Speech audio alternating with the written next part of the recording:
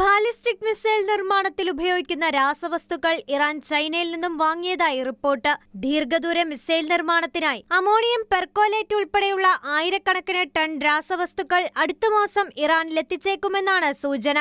American പത്രമായ Wall Street ജേണലാണ് Iran China ബന്ധത്തിന്റെ പുതിയ വെളിപ്പെടുത്തൽ നടത്തിയിരിക്കുന്നത്. ആണവ പദ്ധതിയിൽ അമേരിക്കൻ നിർദ്ദേശങ്ങൾ ഇറാൻ തള്ളിയതിന് പിന്നാലെയാണ് ഈ വാർത്ത പുറത്തുവന്നിരിക്കുന്നത്.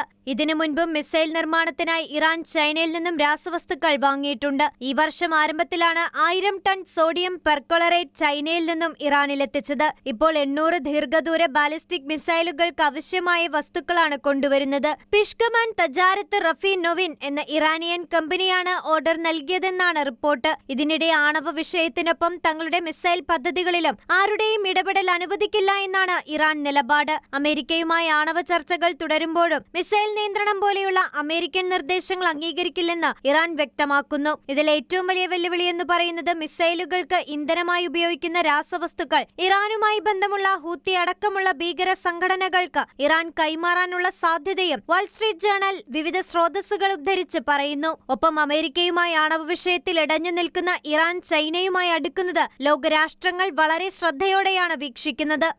International desk Shekinah news.